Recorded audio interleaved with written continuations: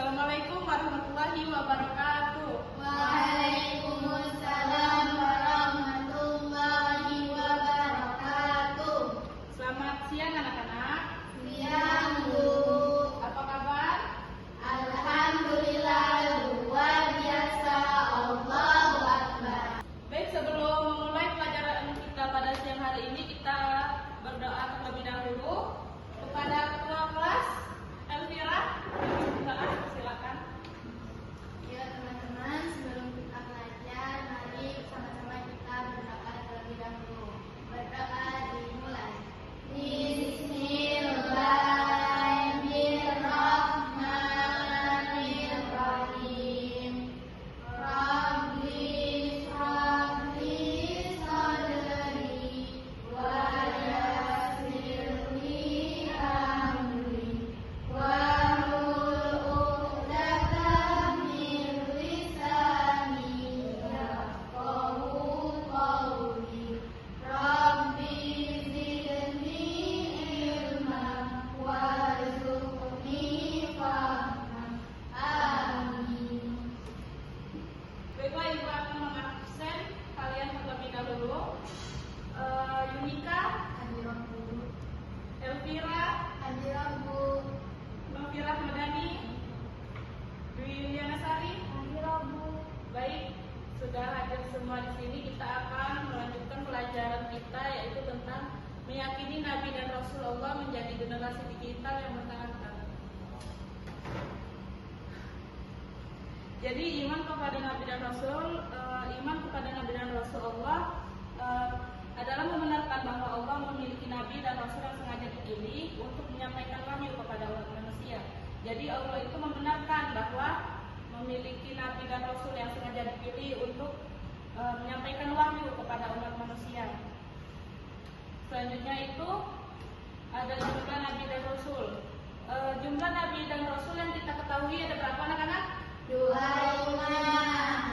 Ya, itu yang wajib kita ketahui. Tetapi dalam sebuah riwayat dari Imam Ahmad radhiyallahu anhu, pertanyaan sahabat Abu Dzar Al-Ghifari tentang jumlah Nabi, Rasulullah SAW menjawab bahwa ada 124.000 Nabi dan 313 Rasul yang diutus Allah untuk menyampaikan wahyu kepada umat manusia.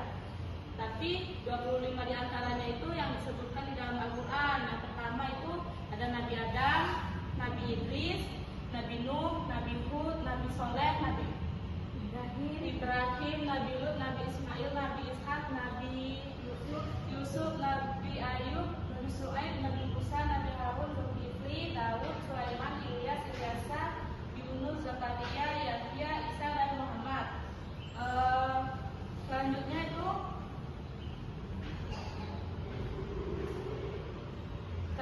perbedaan Nabi dan Rasul. Kalau Nabi itu Nabi adalah seorang laki-laki yang diberi wahyu oleh Allah untuk dirinya sendiri, sedangkan Rasul berarti utusan.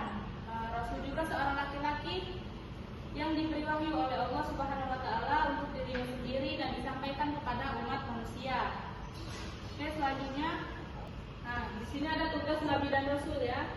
Dalam Quran surat Al-Ahzab ayat 45 sampai 46 yang artinya, wahai Nabi, sesungguhnya kami mengutusmu untuk menjadi saksi bahwa pembawa kabar gembira dan pemberi peringatan, dan untuk menjadi penyeru kepada agama Allah dengan izinnya dan sebagai cahaya yang menerangi. Next. Di sini berdasarkan Quran surat Al-Ahzab ada 4 tugas yang harus diemban oleh seorang Nabi dan Rasul. Yang pertama itu sebagai saksi bagi umatnya di hari akhir kelak. Seperti Nabi Muhammad itu kan nanti sebagai penyelamat kita kan di akhir kelak nanti. Ini berdasarkan Quran surat Al-Ahzab ada 4 tugas yang harus diemban oleh seorang Nabi dan Rasul. Yang pertama itu sebagai saksi bagi umatnya di hari akhir kelak. Seperti Nabi Muhammad itu kan nanti sebagai penyelamat kita kan di akhir kelak nanti, di akhir zaman nanti. Dan yang kedua itu sebagai pembawa kabar gembira. Yang ketiga sebagai pemberi peringatan, dan yang keempat sebagai juru dakwah. Oke, next. sini ada mukjizat bagi Nabi dan Rasul. Mukjizat adalah peristiwa luar biasa yang terjadi pada diri seorang Nabi atau Rasul sebagai bukti kenabian atau kerasulannya yang bertujuan untuk melemahkan orang yang tidak percaya atau ingkar terhadap Nabi dan Rasulullah. Next. Nah, di sini ada sifat-sifat Nabi dan Rasul yang pertama itu sifat wajib. Sifat wajib ini yang wajib yang pasti dimiliki oleh.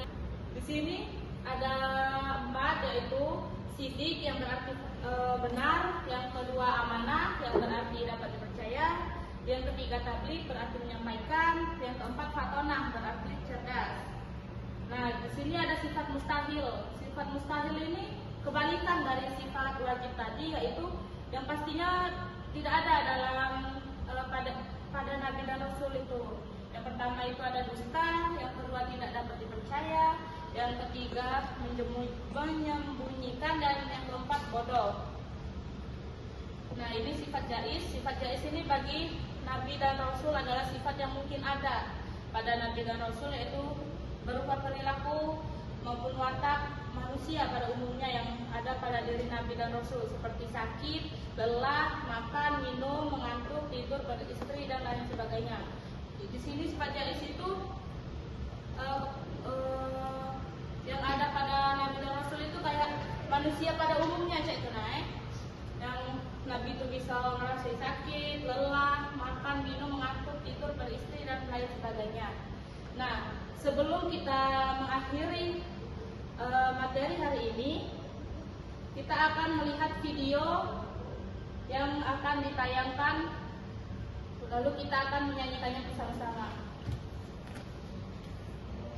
Anak-anak, kita akan melihat video mengenai 25 nabi dan kita akan bernyanyi bersama. Assalamualaikum. Yuk jadi bagian dari kebaikan dengan buku Musa Official Store. Jangan lupa di follow ya teman.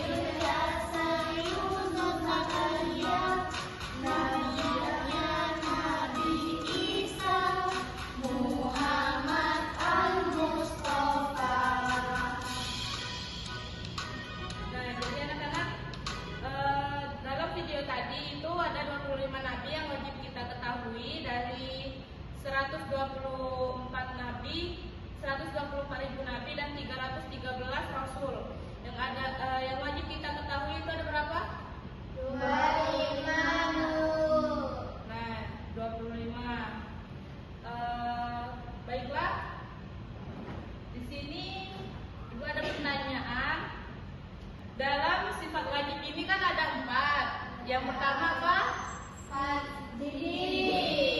Yang kedua,